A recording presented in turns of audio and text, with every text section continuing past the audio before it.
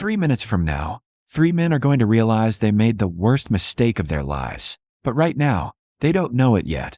They don't know who they're about to face. They don't know that the quiet man standing under the dim streetlight is the same man who once terrified heavyweight champions in front of millions. And they definitely don't know that the scared woman trembling beside him is about to become the reason their night ends in humiliation and fear. Because just seconds ago, she was running, her heart pounding, her breath uneven, her mind screaming that something was wrong, that the footsteps behind her weren't coincidence, that the voices calling out weren't friendly. And when she turned the corner onto a quieter street just off the Las Vegas Strip, she saw him, a short, solid man in a dark hoodie leaning casually against a parked car, his head slightly lowered, his posture relaxed, his presence calm in a city that never truly sleeps. And without thinking, without planning, without even fully understanding why she chose him, she rushed forward, her voice breaking as she whispered, "Please, help me." And in that moment, Mike Tyson lifted his head and looked at her, not with surprise, not with curiosity, but with the kind of awareness that comes from a lifetime of reading danger before it speaks. Because Mike had seen fear before, not in arenas filled with cameras and roaring crowds, but in quiet places where people had no one to turn to. And as he followed her gaze down the street, he saw them, 3 men walking slowly, deliberately, not rushing, not shouting, just closing distance the way predators do when they know their target has nowhere left to go. Their footsteps measured, their expressions confident, their body language relaxed in a way that suggested they had done this before, and the woman's hands shook as she stood closer to Mike, her voice barely audible as she said, "They've been following me since the corner. I tried to ignore them. I didn't want to make a scene." And Mike didn't respond right away. He didn't ask questions. He didn't look around for help. He didn't reach for his phone. He simply shifted his position slightly so that he was no longer beside her, but subtly in front of her. A small movement that most people wouldn't even notice, but one that changed everything. Because the 3 men noticed, they slowed their pace, their eyes narrowing as they studied him, trying to understand what kind of obstacle he was. And from their perspective, he didn't look dangerous. He wasn't tall. He wasn't loud. He wasn't surrounded by friends. He was just a quiet man standing between them and what they wanted. And one of them laughed, a low, careless sound that echoed faintly off the buildings. "Yo, relax," he called out, his tone smooth, almost friendly. "We're just talking." But there was nothing friendly about the way his eyes scanned the woman, nothing harmless about the way his friends spread out slightly, one drifting to the left, one to the right, forming a loose semicircle without even realizing they were doing it. And Mike saw it instantly, the spacing, the angles, the intent, and he felt the woman shift behind him, her breath quickening, her fear deepening, because she could feel that something was about to happen, something she couldn't stop on her own. And the tallest of the 3 stepped forward, his confidence growing as he got closer, his voice firmer now. "Move, man," he said, not shouting, not threatening, just stating it like a fact. "This ain't your business." And Mike looked at him calmly, his expression unreadable, his voice quiet when he finally spoke. "She asked for help," he said. "So it is." And the words weren't dramatic. They weren't heroic. They were simple, almost casual, but they landed heavier than the 3 men expected, because something in his tone didn't match his appearance. Something in his eyes didn't match his size. And the second man scoffed, shaking his head. "You some kind of hero or something?" he said, stepping closer, his smile fading just a little as he studied Mike's face more carefully, trying to place him, trying to figure out why this stranger wasn't backing down the way most people would. And the street around them kept moving, cars passing, distant music pulsing from nearby clubs, people walking by without slowing down. Because in a city like Las Vegas, nobody wants to get involved in someone else's problem, and the woman felt that. Isolation sharply, felt the reality that if this man hadn't been here, she would have been completely alone. And the 3rd man drifted to Mike's side, his movements subtle, practiced, trying to position himself where Mike wouldn't see him coming if things escalated. But Mike saw everything, the shift in weight, the slight change in pace, the way his shoulders angled inward. And for a moment, time seemed to slow, the air thickening with tension, because the 3 men were close enough now that they could smell the faint scent of cologne on Mike's hoodie, close enough to see that his hands were relaxed at his sides, not clenched, not raised, not threatening. And that made them bolder, because in their world, calmness looked like weakness. And the tallest man stepped even closer, until he was less than an arm's length away, his voice dropping, his tone turning harder. "I said move," he repeated. And when Mike didn't, when he didn't step aside, didn't flinch, didn't raise his voice, the man made a decision that would change everything. He reached out and grabbed Mike's shoulder, his fingers digging in with casual authority, as if he were dealing with someone who had no choice but to obey.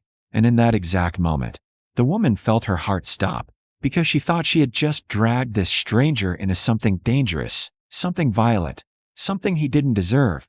But she didn't see what the three men were about to see. She didn't see the subtle shift in Mike's posture, the way his body aligned, the way his hand moved, not fast, not slow, but with precision so controlled it almost looked effortless. Because long before anyone threw a punch, long before anyone shouted, long before the street erupted into chaos, Mike Tyson had already made a decision. And the three men, standing there with their confidence in numbers and assumptions, still had no idea who they were dealing with. No idea that the quiet stranger in front of them had spent his entire life mastering the art of ending fights in seconds, and no idea that in just a few moments, they were going to learn a lesson they would never forget. The moment the man's hand closed around Mike's shoulder, something invisible shifted in the air, not loudly, not violently, but with the quiet certainty of a storm forming before anyone notices the clouds. Because what looked like a simple act of intimidation was, in reality, the kind of mistake that only people who had never faced real danger could make. And for a split second, the street seemed to hold its breath, the woman behind Mike feeling her pulse spike as she watched his body change in a way she couldn't fully explain, his shoulders lowering slightly, his stance tightening almost imperceptibly, like a machine locking into place, while the man gripping him still believed he was in control, still believed that size and numbers were enough, still believed that the stranger in front of him would react like everyone else had before, either by backing away or by panicking. And he leaned in closer, his voice low, almost mocking. "You deaf or something?" he said, his fingers tightening on Mike's shoulder as if pressure alone could force obedience. And that was when Mike finally moved, not with anger, not with drama, but with precision so calm it felt unreal, his hand rising in a smooth motion to wrap around the man's wrist, his grip firm but not explosive. And when the man tried to pull back, expecting resistance, he felt something he wasn't prepared for, because his arm didn't move, not even slightly. And confusion flickered across his face for the first time, his confidence cracking just enough for fear to begin seeping in, while his two friends, watching from either side, sensed that something wasn't going according to plan, the one on Mike's right stepping forward instinctively. "Yo, chill," he said, but his voice lacked conviction now, because he could see that the situation was slipping out of their control. And Mike turned his head slowly toward him, his eyes steady, his expression unreadable. And in that glance there was no rage, no shouting, no threat, only a kind of quiet awareness that felt more dangerous than any insult.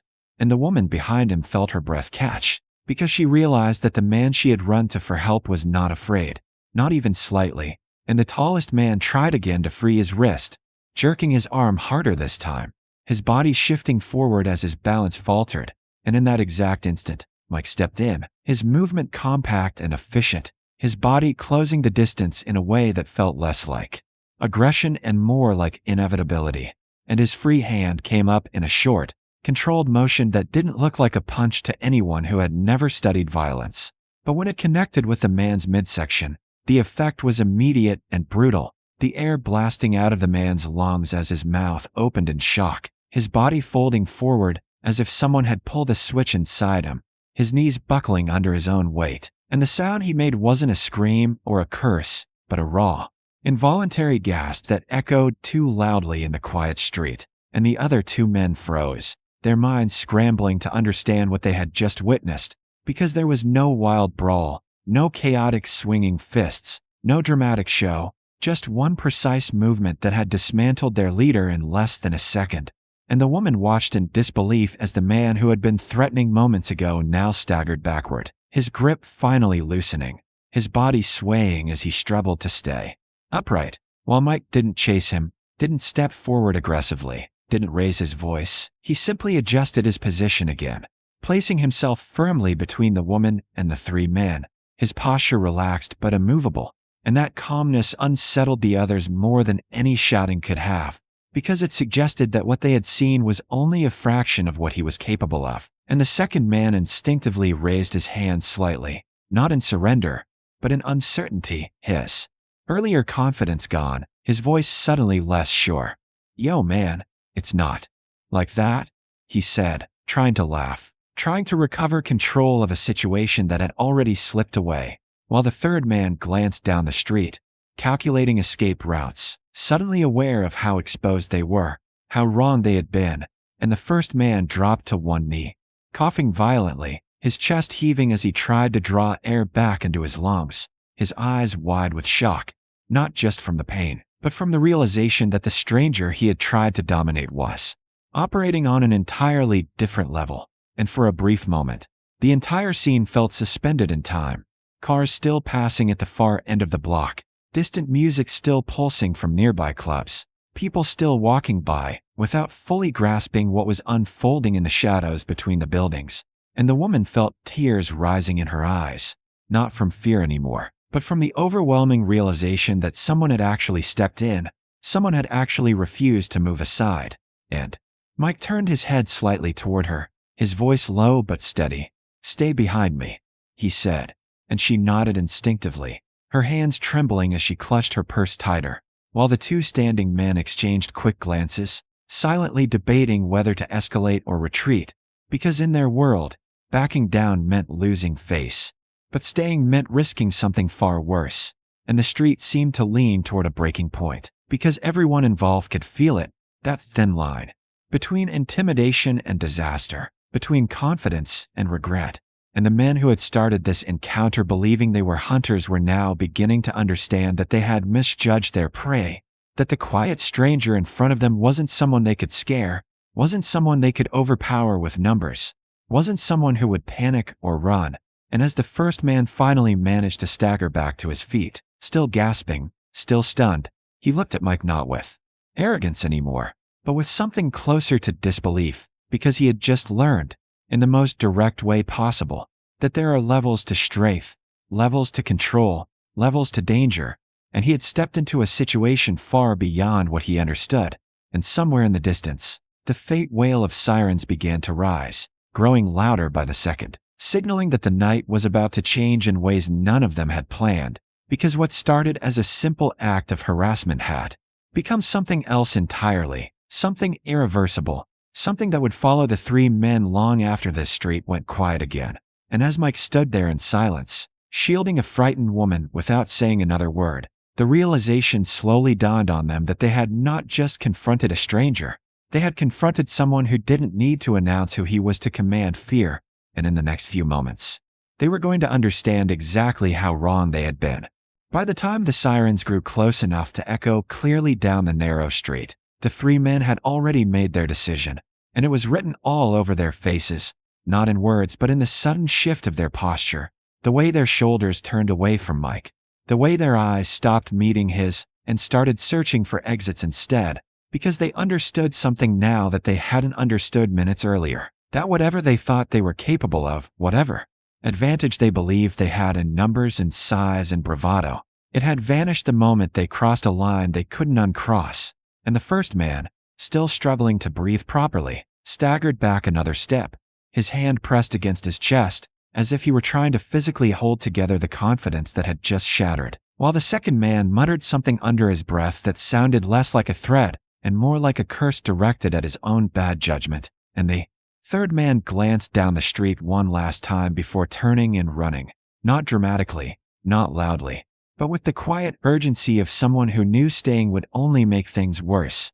And within seconds, the other two followed, half walking, half running, disappearing into the glow of neon lights and passing traffic, leaving behind nothing but silence, confusion, and the echo of a lesson they would never admit they had learned. And the woman stood there for a moment unable to move, her body still locked in the tension of fear, her hands shaking as she tried to process the fact that the danger was gone, that the men who had followed her were no longer there, that she was still standing, still safe, and she looked at Mike as if she were seeing him for the first time, not as a stranger, not as a random passerby, but as someone who had stepped into her nightmare without hesitation, and her voice came out unsteady as she whispered, "I thought they were going to hurt me."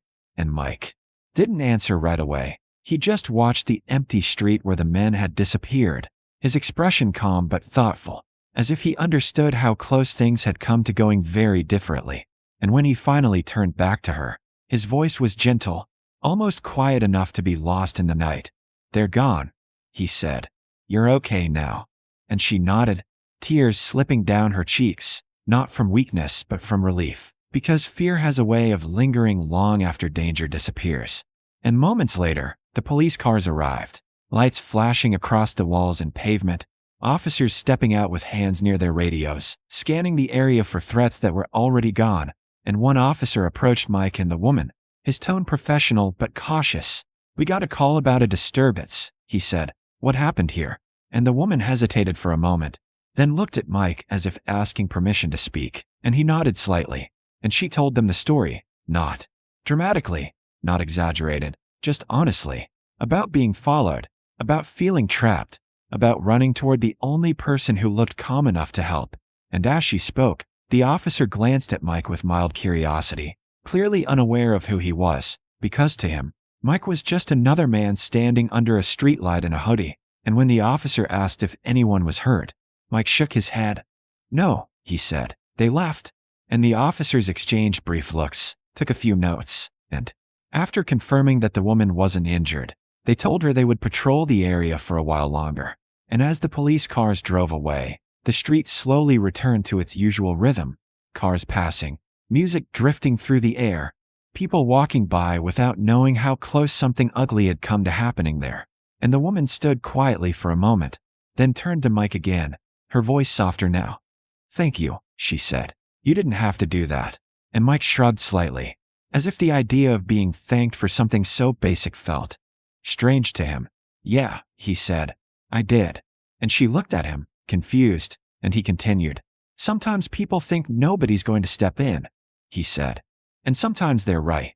But sometimes all it takes is one person not moving out of the way." And she nodded slowly, absorbing his words, and for a moment, neither of them spoke, because some moments don't need extra language. And after a while, she asked him quietly, "What's her name?" And Mike hesitated for a fraction of a second.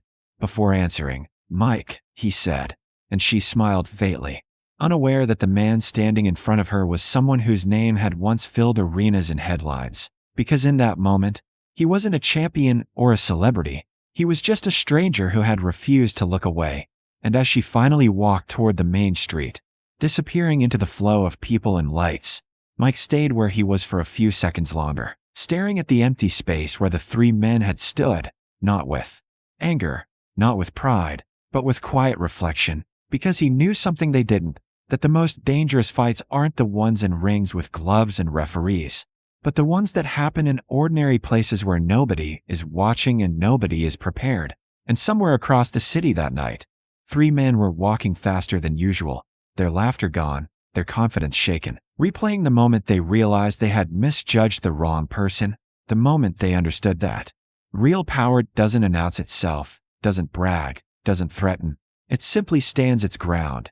And years later, they might forget the details of that night, the exact words spoken, the exact movements made, but they would never forget the feeling, the moment when fear replaced arrogance, when certainty collapsed into doubt, when they learned that sometimes the quietest man in the room is the one you should never challenge. And Mike Tyson walked away from that street without headlines, without cameras, without applause, leaving behind nothing but silence and a lesson that nobody there would ever admit they had learned. Because the truth is, not every story about strength ends with violence. Not every act of courage happens in front of crowds, and not every hero looks like one at first glance.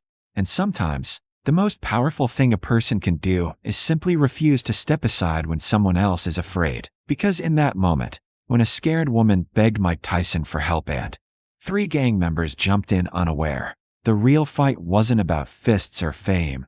It was about choice, the choice to intervene, the choice to protect, and the choice to stand firm when walking away would have been easier. And long after the streetlights dimmed and the city forgot what had almost happened that night, the meaning of that moment remained quiet, invisible, but undeniable, because strength is not always measured in punches thrown. Sometimes it's measured in the courage to stand still when everyone else is running away.